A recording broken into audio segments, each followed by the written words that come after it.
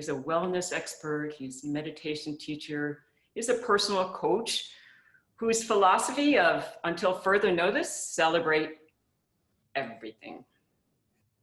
Now, Bawa decided to teach meditation over mathematics because it's better to teach people meditation to make them happy than teach them math and make them miserable. That was one of his things. All right, also, was on the first floor designing the Yes Plus program. He's been inspiring people all over the world to reach out and lead the lives they want rather than the lives that they should. This meditating mathematician has now taken on the study of sleep and understanding how the brain functions in sleep, the REM giving you a sense of time, but also how important it is with your self-care. So Bawa, without further ado, I'd like to turn it over to you. Thanks, MJ. Hi, everybody. Good morning. I think it is good morning for you guys, right? Yes. Okay. So MJ said that we should have a session on self-care, and you know, I thought of a few things, and then I thought, let me ask you guys, what do you want to hear? What is it that you would like to explore in this, whatever, half an hour, 45 minutes that we have got together? So if you have anything specific, please just unmute yourself and ask, and we can build on that. Or you can even type it in the chat box. And let me give you a session that actually you want to hear rather than say what I want to speak. Then it is even much more fun, isn't it? Yes. So if you guys have anything you would like to ask about around the space of wellness, please go ahead and ask me. Hi, Baba. So this is Lippy. I'm going to unmute myself and just ask here. Cool. So basically, I've been having recently with, since the topic is sleep and self-care, like difficulty sleeping. I'm like I feel like I'm fighting myself, like, oh, I want to sleep. And then at the back of my head, all of these questions, oh, I actually meditate, I do my Kriya, I do everything, I don't know what's going on. I even tell other people how to deal with anxiety and I teach them, but I don't know what's going on myself. So I feel like I'm having this battle since a while, and just any insights on dealing with it would be super useful, and so glad to hear from you. So yes, that's my question. Okay. Okay, let's talk about sleep. It's one of my favorite topics anyway. So sleep is nature's superpower. The one big thing that we have to get out of our heads is that sleep is a waste of time. Oh, if I didn't have to sleep, I would get so much more done, right? I keep hearing that. I want to turn it on its head and tell you, you get things done because you sleep. Okay. When you sleep, your body, your brain, your mind gets that much deserved break from activity. And that helps it rejuvenate, recoup, and really get yourself ready for the day tomorrow. Right? I don't want to get into too much of science here, but there are basically two states of deep sleep, as it is called. One is called the REM sleep. Okay. And in REM sleep, REM stands for rapid eye movement. Okay, rapid eye movement. It's a time in the night when your brain actually secretes some sort of chemical cocktail into your body, which paralyzes your entire body. Did you know that you get paralyzed during sleep? You do. Everybody does. And that is so that when the brain plays out the images and your dreams, your fantasies, your desires, your fears, and say you're, for example, running away from a lion who is trying to eat you, you don't actually do it and hurt yourself. So the whole body is paralyzed and only the eyeballs move. That is why it is called rapid eye movement. If you ever have seen a pet, you will see dogs or cats when they are sleeping, their eyeballs will be moving. It's when they are dreaming. And the same thing happens for us humans as well. So it's called rapid eye movement. And that is the time when your body and your brain is kind of shifting the short term memories into the long term memories. This is the time when you are generating new insights and ideas for tomorrow. Have you noticed, people say when they have a sticky problem, they say, okay, let's just sleep over it. Yeah, is that a term that's used in America? Let's sleep over it. Yes. And typically, do you notice that when you just take a rest after working hard on a problem, when you wake up, you kind of have the solution? Try it with crossword puzzles. It's amazing how it works. It's absolutely, you're like, okay, I really need to get this word. And you bang your head against it and you just don't get it. And you say, oh, to hell with it. And you just put it aside. And the next morning when you look at it, that word pops out at you and you say, how did I not figure that out yesterday? Right? So sleep will allow you to access that part of your brain, which is what I call the smart part. During the waking hours, your brain is actually taking information in. But for your brain to make sense of the information, for it to put the two and two together, you need sleep. Right? So REM sleep makes you smarter. Also, REM sleep gives you a sense of time. Have any of you ever had general anesthesia for any kind of operation or something like that? Maybe you might have had general anesthesia where they knock you out completely, right? One thing you will have noticed when you wake up after a general anesthesia is that you have no idea how long you have been out. You don't know whether it was 2 hours, whether it was 5 days, whether it was a year, you have no idea. There is no sense of time. But when you sleep and you wake up, you kind of know, oh, I may have slept for about a few hours, 5 or 6 hours. You never feel disconnected from your life, so to speak, right? So REM sleep gives you chronology and REM sleep makes you smarter. Everybody's smart, yes? So REM sleep makes you smarter and REM sleep gives you that sense of chronology. On the other side, we have what we call deep sleep. You can call it, just call it deep sleep. And that is where your body rests and recuperates. So, we keep hearing about those millions and millions of cells in your body are dying every day, but hello, you need to replace them, right? Otherwise you will wake up with holes in your body, right? So it is literally the brain printing you out for tomorrow. And if you have enough sleep, the brain does a really good job and you are printed out healthier and younger and, dare I say it, sexier. Yes, you look good, you feel good, your skin glows, you feel amazing, right?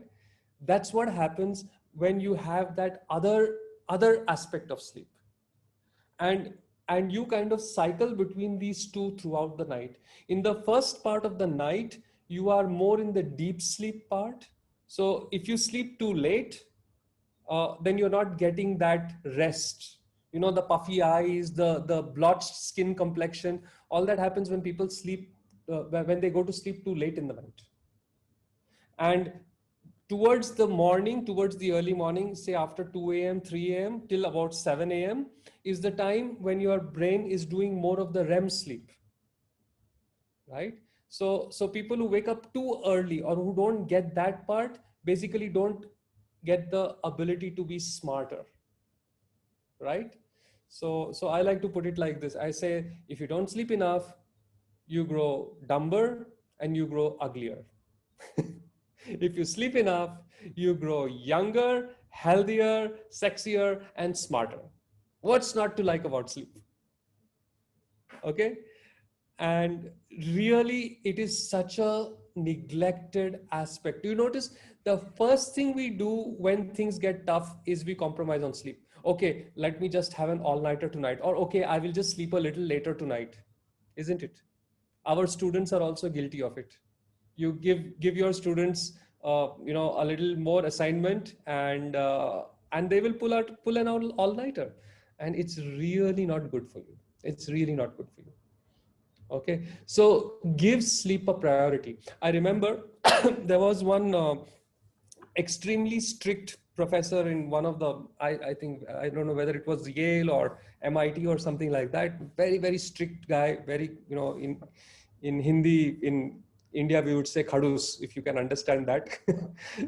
There is no really English translation for that word, but it's like that person who you will not, like no student will dare to mess with, right? So a bunch of his students went to him and said they are not happy with the grades that they got. And so he gave them an entire list of things to check before they came to him. And on the list was, did you attend all the lectures? Did you do all the assignments? If you got stuck with the assignments, did you ask to talk to the tutors? If the tutors couldn't help you, did you talk to your friends? If they couldn't help you, did you come talk to me? It was like a 2-page questionnaire, right? And the last question was, did you get enough sleep the night before the exam? Because if you didn't, it really doesn't matter what answers you gave to all the questions above. That's how important sleep is. I'll tell you one more amazing fact about sleep. Do you know that the Guinness Book of World Records refuses to take any records about not sleeping? They don't. You check it out. Go to the Guinness Book website and check whether there is a record that is established for how long a person can stay awake. They consider it too dangerous. I mean, and the Guinness Book has no problems with people jumping out of planes without parachutes and landing on, soft, whatever, those sponge bag kind of things. That is not dangerous. But not enough sleep is considered too dangerous by the Guinness Book of World Records to even accept a record. Right? So sleep is critical. It's critical. I'll tell you one more thing. Everybody's heard of drunken driving. People get drunk and they drive, and they have accidents, and a lot of tragedy happens because of that. There is something else called drowsy driving. Drowsy driving, where people who have not slept enough just fall asleep at the wheel, and it's just a few seconds. But when you're driving at 80 miles an hour, a few seconds is a very long way on the road, right? Drowsy driving has 4 times more fatalities in the United States of America alone than drunk driving. 4 times more people are killed on road accidents because people do drowsy driving more than drunk driving. And yet there is no police officer who will ever test whether, are you sleepy, sir? Isn't it? They will only do the breath test and check whether you are drunk. And the problem with this is, when you're drunk, you're drunk. And if you are responsible, you will tell a friend, please drive. But if you are not slept enough, sleep deprivation is insidious. A person who is sleep deprived doesn't know they are sleep deprived. And let me give you an example of that. So if, for example, it's a Friday, and I know quite a few of you are meditators and you have learned the Sudarshan Kriya, and you do your meditation. So you have done your meditation, you have done your yoga, and then you get to work, and you do your teaching, and you have a full day. And then in the evening, you just come back and you decide, okay, let me just go out and hang out with a bunch of my friends. So you go to to someone's house, or you go to a local restaurant, and you're just sitting there having a great time. You're not boozing, you're not smoking, you're not doing drugs, you're not doing none of that. All right. All you're doing is you're having time out with a few people you enjoy, with a few people you love. Right. And time just flies, and suddenly oh my God, it's almost midnight. I need to get back home. Yeah? This has happened with all of you at some point or the other. Yes. And what do you say? I'll just hop into my car and I'll drive home. And this is especially true in America. I mean, unless you are in New York or something like that, public system, public transport is almost non-existent. Almost everybody has a car. So do you know that if this has been your Friday, you have woken up in the morning, you have done a full day's work, and then at around in the evening, you're just going out and hanging out with a few friends, and then you're driving home at around 11:30 or 12 in the night, your response to the road will be worse than a person over the legally drunk limit. And how many times have you done that already? Okay, so sleep deprivation is insidious, meaning you do not even know that you are sleep deprived. Okay, so here are 3 questions to find out whether you are sleep deprived or not. Would you like to hear them? Yes. Question number 1. Do you wake up in the morning without an alarm clock? When you wake up in the morning, do you wake up without an alarm clock naturally? Question number 2, when you wake up, do you feel refreshed and rejuvenated? Do you feel, okay, bring it on, man, let's face this day? Do you feel that? And question number 3, does this feeling remain up till 12 noon? If the answer to any of these 3 is no, you are sleep deprived.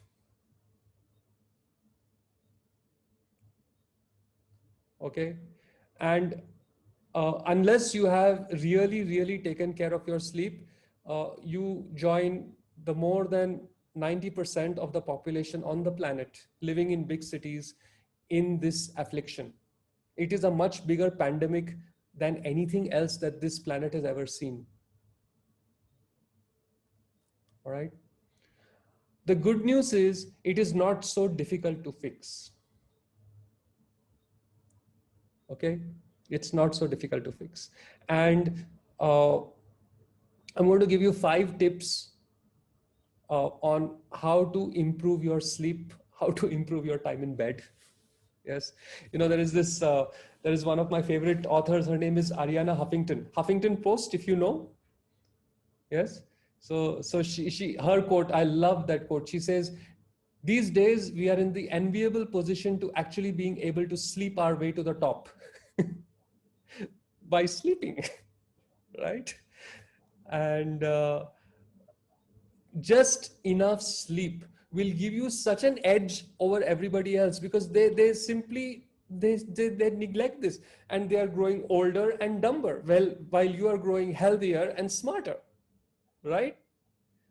So please, what I'm telling you, of course it's for you, but please tell your students and tell their parents. It could make such a difference to people. This is a book that I wrote. It's called Happiness Express, and there is a 20,000 word chapter in this book talking on sleep. And in fact, my next book, which is out sometime February, March, is called Sleep Your Way to Success, and it's all about sleep. Here are the top 5 tips. Okay, number 1 is wake up at the same time every day. Okay, wake up at the same time every day, even on weekends. Okay, otherwise you get jet lag without stepping into a plane. You see, your body clock adjusts according to the light, according to sunlight. All right. So now night, or let's say if it is say 7 p.m. in LA, it will be 4 p.m. in New York, right? And in LA at 7 p.m. the sun is setting more or less, and it's evening. And at 4 p.m. it is bright sunlight in New York, right? So now you've flown that, and when your body is thinking the sun should be setting, there is bright sunlight, and so you get jet lag, right? And you feel that little down, and I'm sure you guys have experienced that, right? Now, the same way, if you normally wake up at say 7 a.m. and on the weekends you get up at 9:30, it's a weekend. It's like going from New York to LA. 2.5 hours, the body has not got the light. And so have you noticed when you sleep a little longer, the rest of the day you feel tired and exhausted? It's exactly like jet lag, right? So make it a point to wake up at the same time every day. And make it a point, the second tip would be wake up without an alarm clock. Wake up naturally. Okay, whatever time that is. And if you just continue doing that on a regular basis, your body will kind of set to a particular time that you will wake up every single day without any effort.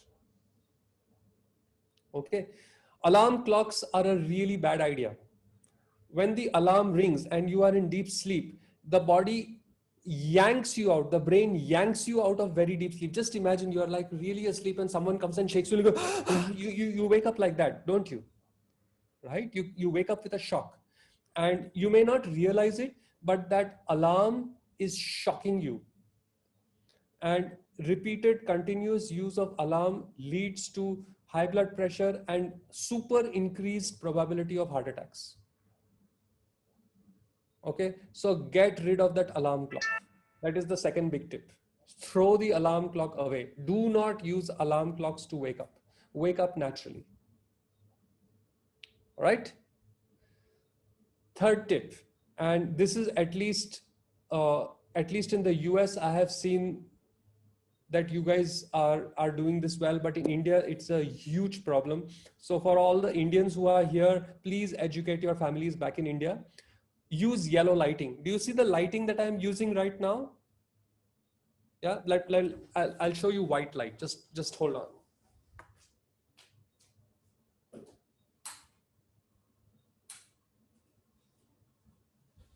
Can you see the difference? This is white light. This is what we call tube lights, right?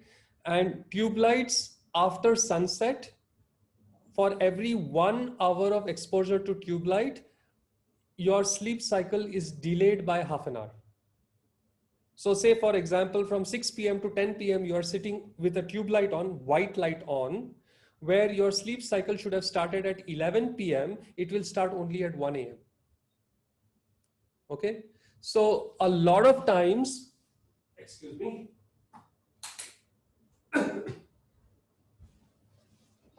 a lot of times, many people having difficulty falling asleep are simply not able to sleep because they are exposing themselves to white light after sunset. Okay, and by the way, white light comes from your phone and your laptop screen as well. So be wary of that, be mindful of that, even your television. Or even if you go to a late night movie, that's all white light.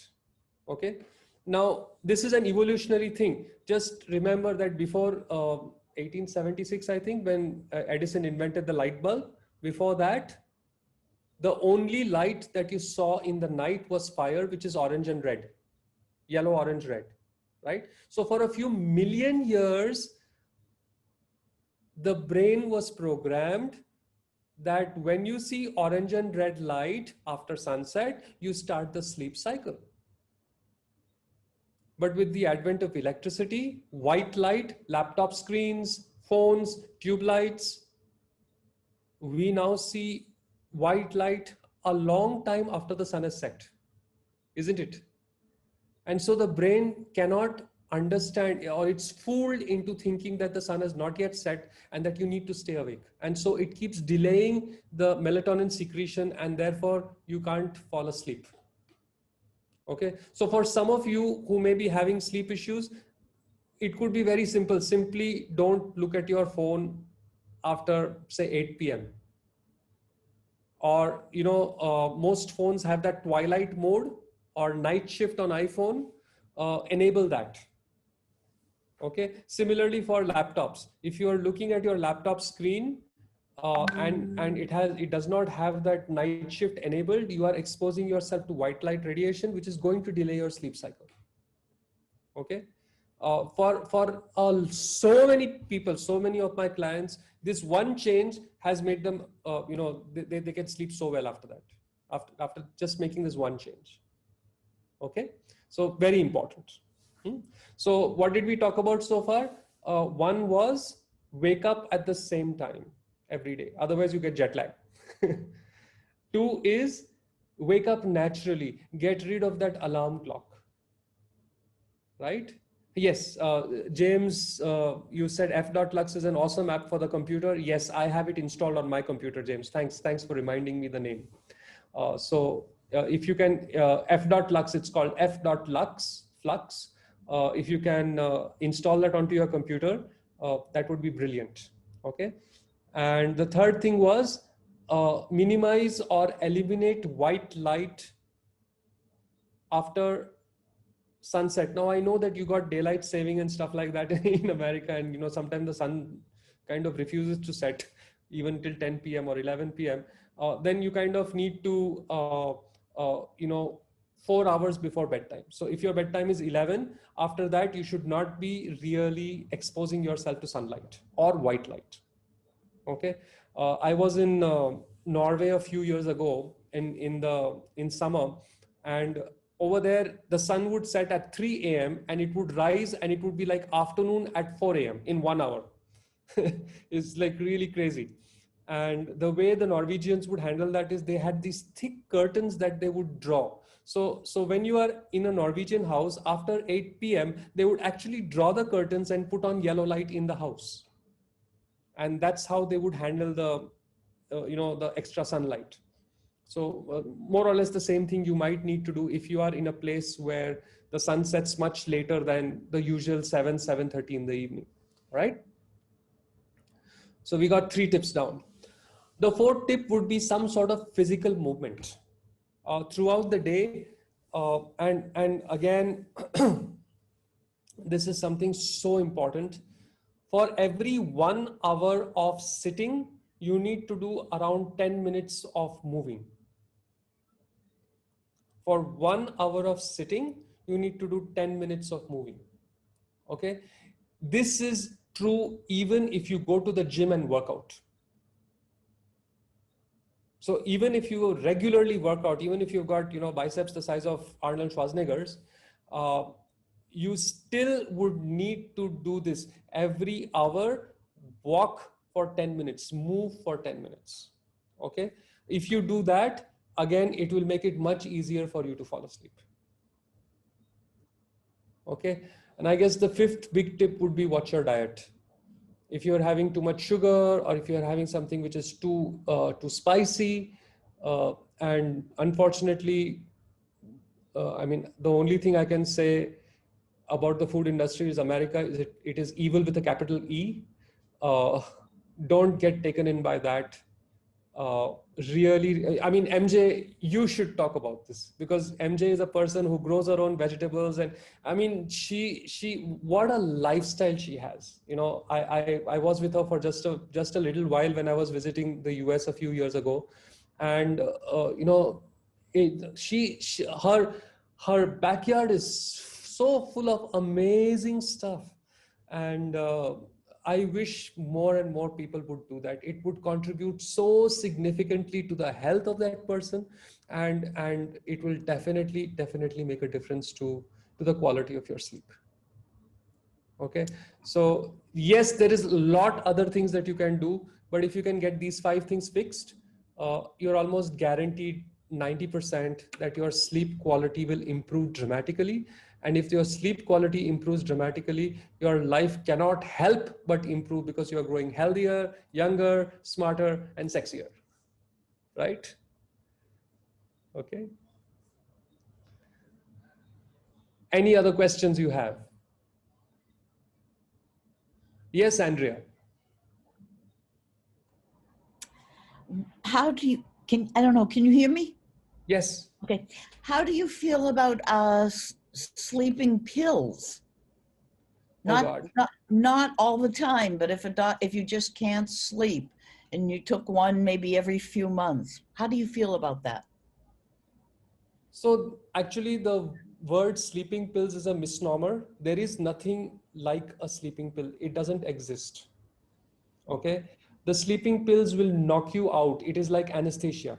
Yes. So you do not get the benefits of sleep. You only get a psychological feeling that you slept and so you feel better, but your body is not getting the benefit of sleep at all. So I would steer very far away from sleeping pills. Okay. Another thing, Andrea, since you brought it up, uh, most healthcare professionals, most doctors don't know nothing about sleep. Mm. Uh, you know, in 5 years of medical college, they have around 4 hours about sleep.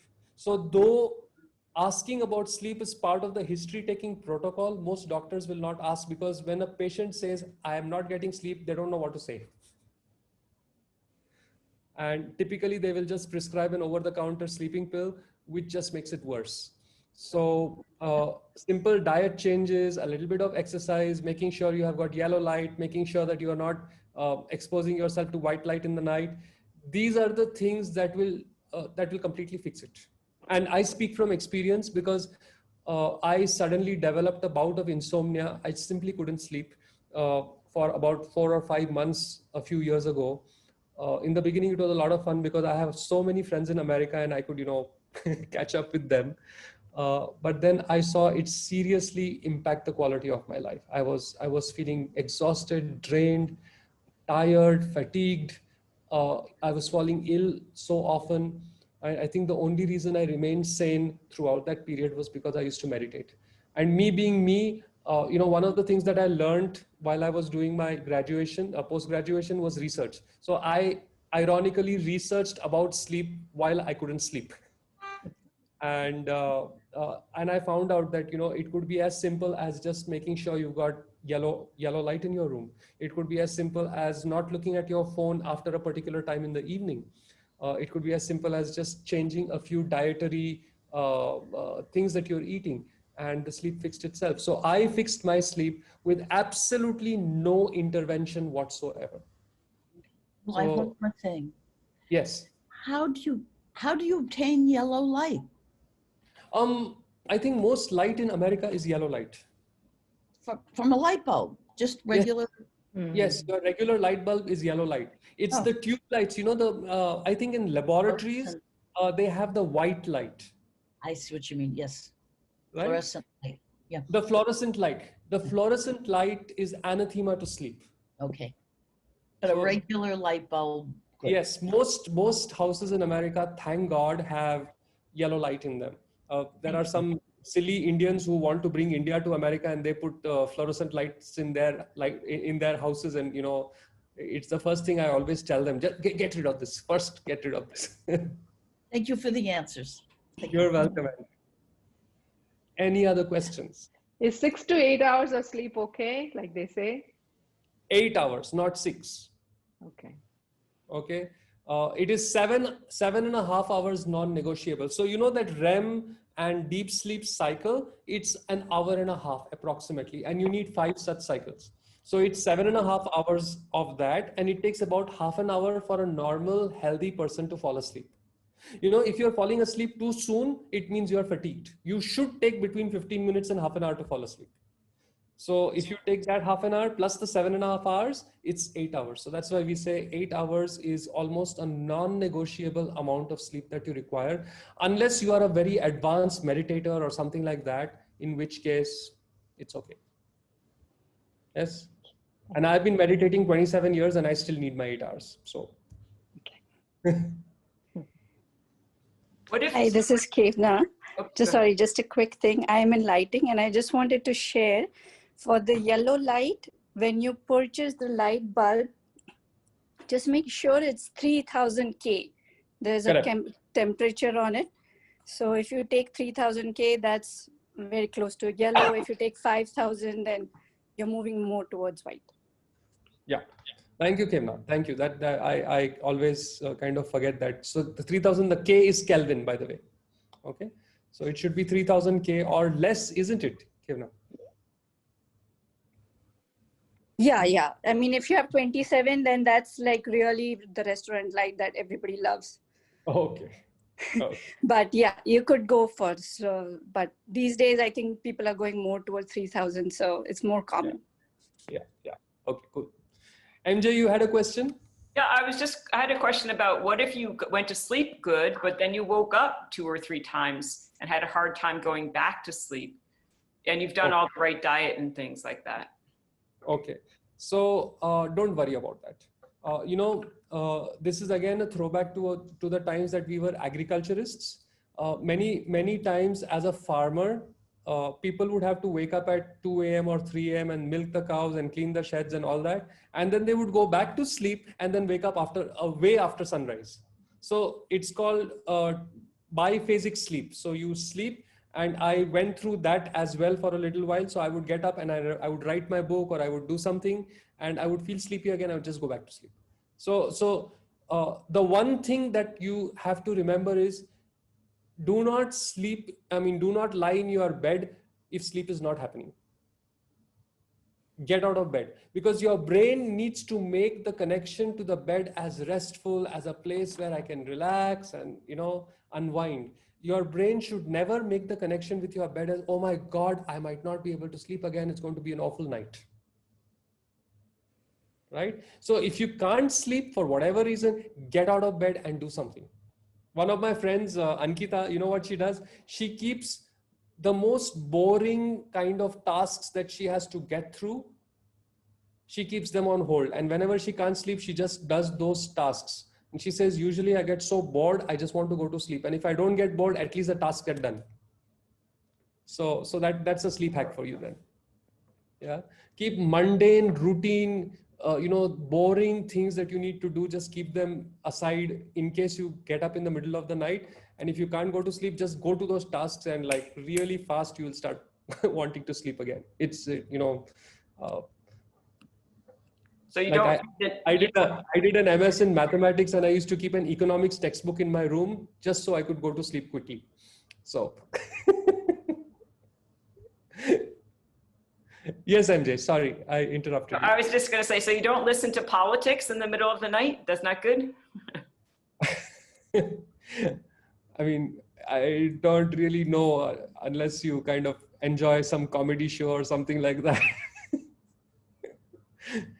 For us in India, it is very funny, but when you are out there kind of knowing that it's going to affect your life, it can be a little scary. But yeah, before sleep, MJ, it would be nice if you played a board game, or if you read a nice relaxing book, or you had a hot shower, or do something that relaxes you rather than turns you on. So I wouldn't watch the news, I wouldn't watch debate, I wouldn't watch any of that. I would just chill and be with somebody rather than do any of that.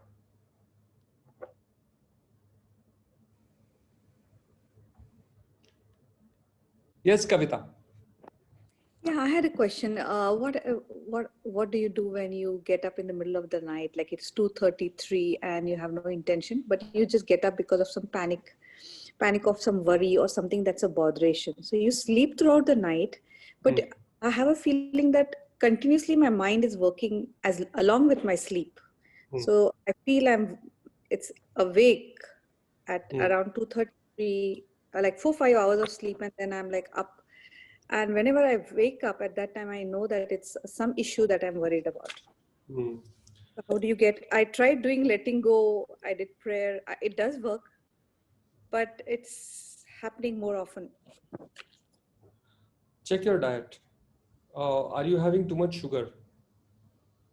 And by the way, sugar hides in the most innocuous places ever.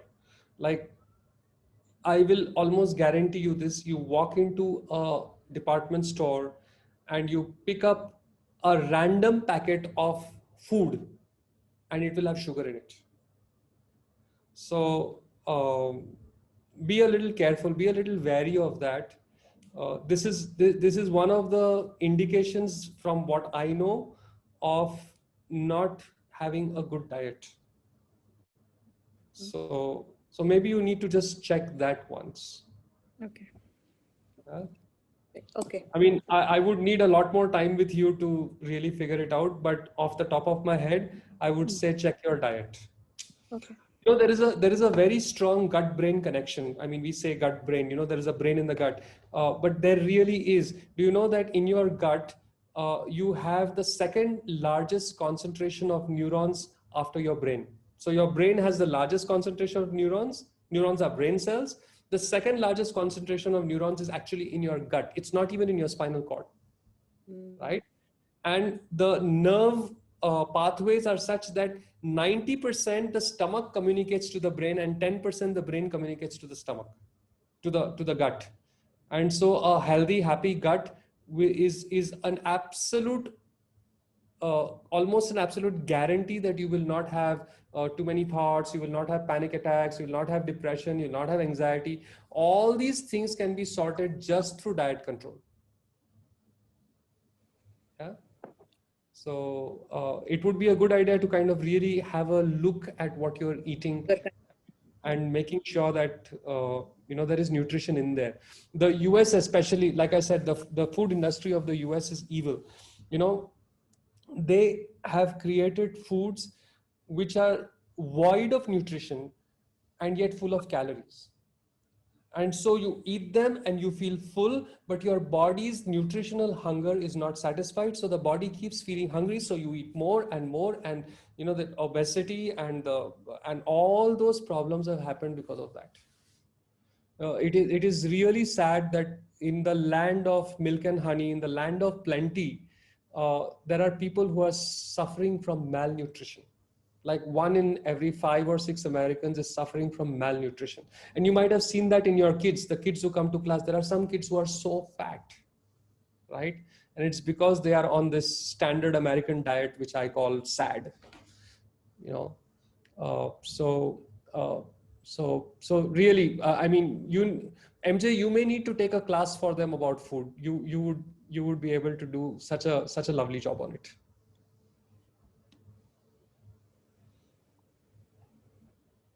I'll work on that. That's a good idea. Baba, this is Radhika. I have 2 boys, and they are, 17 and 11, and they are both athletes. Now, I keep talking to them about the importance of sleep, and that's when they'll grow taller and they will be better athletes as well. So they kind of get that connection. But then I am going to ask you about food, and we are vegetarians, we don't even eat eggs. What would be the best thing to give them? I know you've been asking MJ to take a session on nutrition and food, but I'll just throw it out there. What is the best way to give them so they kind of bulk up? Both the boys are kind of on the lean, very just the skeleton sort of structure, but then they play basketball where all the other kids are kind of very muscular and very they have good build. So how do I support them with good healthy nutrition? Now the boys have asked me to buy a protein powder which they want to use for bulking up. Be very careful with those. So if you want a protein powder, I think one of the best that I have come across, there is a brand called Sun Warrior. If you have to use protein powder, use that. Don't use any of the others. And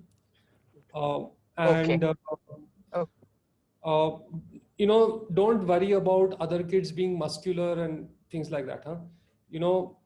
It has been my passion now for the last few years to bring health back into fitness. There are all these people who are like really big and they've got huge biceps and things like that, and they are really ill.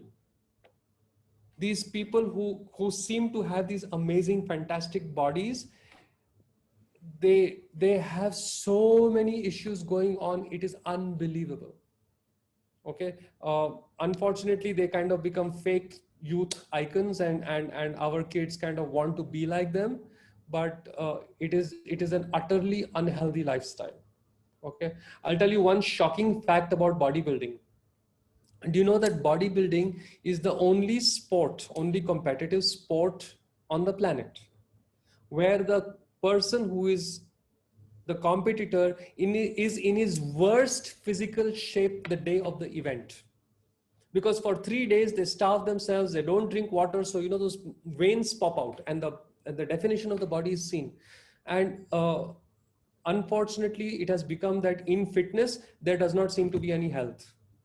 And so I would rather be a little lean and not have too many muscles and be healthy than have all those bulges and be ill, basically. Yeah. So now, Radhika, you are in a very, very enviable position as an Indian person. If you just stick to a normal Indian diet and delete the sugar, you will be providing your kids with very, very healthy food. Okay. I would say there are 2 guidelines for a plate of food. Okay, in front of you, as many colors as possible. The more colors, the more micronutrients are coming in. Okay, so as many colors as possible, and as much as possible, try to get all the tastes. So sweet, sour, astringent, bitter, and spicy. So every meal should have all 5 tastes, and every meal should have as many colors as possible on the plate. And that is a fantastic rule of the thumb to follow for creating a healthy meal for yourself or for your kids. Okay, I hope that helped. Thank you. Yeah, I did. Thank you. Okay. Excuse me. Yes, go ahead. Yeah, good evening. Good evening. From Bombay. Good morning. I want to know how many watts bulb would you suggest for Bombay? I mean, for India.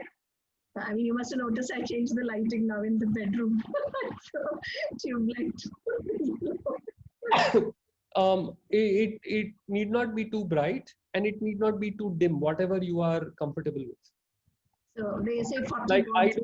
I do a lot of reading, so I have 40 watts to 60 watts in my bedroom. Yeah, 40 is usually recommended, right? 40 to 60 watts is fine. And if you're getting LED, it can be much lesser also. Yes. Oh, okay. So you just check out, go to the shop and just check out what is, the light intensity that works. Like I usually take a book and I sit there and I read. And if it's all right with me, then I get that. It's like that. It's different for different people. Thank you. This is Jyotsna. So Yes, I just Jyotsna. have a small question about mothers who have just recently delivered, or they say they have postpartum depression. So you think it's because of the sleeplessness, or sometimes these days there is a study that they can get even till the baby is 15 months. Do you think it might be related? First 2-3 years, you just have to suffer. That's it. There is nothing much you can do about it. It's just you need to take care of the child, and all mothers go through this, and all families go through this, and your parents went through it, and you will go through it, and it's just the way it is. Don't worry about it. As long as after the 2-3 years you are back on track. Yes, and before those 2-3 years you were on track, then it's not going to affect you too much. Okay, especially when you're nursing your child, the body is going to be producing a lot of the happy hormones. So even though you may not have very good sleep, you will still be in a much nicer frame of mind. So don't worry about it at all. When you have a child, don't worry about it. Thank you. Yeah. So I think we have time for 2 more questions. Jatin, did you have a question? Sandurya? Is it okay now? Yeah. Perfect. No, I was just asking that since you mentioned about waking up naturally without the alarm clock sound, what about waking up with the vibration of smartwatches to begin with? No artificial way of waking up. Wake up naturally. Okay. And please don't keep that smartwatch on your wrist when you are sleeping. Turn off the Wi-Fi. Be a little mindful of all those things. It goes a long way. Like in our house, after 11:30 in the night, all Wi-Fi is shut off. We don't have any Wi-Fi in the night. So, yeah. Okay. So thank you so much. Other than sleep, some tips on happiness, express happiness. Read the book. Yes, I got the book. I still have to read it. Yes. So you have to read it, yeah, and don't just read it. You have to implement the things that we talk about in the book. Okay, otherwise it's like having a gym membership and not going to the gym. No point. Yeah. Yeah. So before reading, any tips from you? Sleep, meditate, exercise, watch your diet, and keep learning new things. These are my 5 pillars of happiness. Okay, sleep, meditate, exercise, watch what you're eating, be mindful of what you're eating, and be curious. Learn, keep learning new stuff. You are never too old to learn. You know, in the last 10 days, I learned how to make websites. Like simple websites, not difficult websites, not really coding, but using the visual builder and with a little bit of CSS. I learned, and I mean, I'm 51 years old. I just turned 51 a week ago. So, so at 51, I am not daunted at all at learning something new. And I would suggest you should not be too. You know, keep learning, keep learning, keep learning. And that is one humongous source of happiness. Okay, so keep learning, sleep well, make sure you meditate, do some sort of physical activity every day, exercise, and be mindful of what you are eating. Okay, these 5 things will make it very difficult to rub off the smile from your face. So that's so inspiring. Thank you so much for taking out Bawa. It's very late over there. What time is it over there? It's 11 o'clock in the night. It's fine. Okay. I usually sleep at 11:30, so it's good. Okay, good. I wanted to make sure you're staying in your own guidelines there. Thank you so much, everyone, for showing up. Some beautiful questions. I'm sure I'd love to see the book when it comes out. We'll let you know. And next week, we have another series. It's going to be the regular time, 8 p.m. No, actually, I'll check on that. But just check with our series. And Ilan, do you have anything else to add? Thank you all for coming and the rich conversation. Thank you so much, Bawa, for all the wisdom and humor. We are energized and informed. So super. I'm so glad you guys enjoyed it. And please follow those 5 tips. I guarantee you in 10 days, you will see such a difference in your life. Just 10 to 15 days. And you know, we're here taking care of ourselves and with the intention of also really supporting our young people. So pass this wisdom on. We all know how much kids push, especially in the education environment. It can be so tricky to build this skill, especially when all of the input is guiding you in other directions. So pass the wisdom on to a young person in your life and support them in it. All right. Thank you. Thank you so much. Thank you. All the best. Thank you. Have a tough day ahead, and I'm going to sleep. Good night, Bawa. Thank you. Thank you so much. Thank you.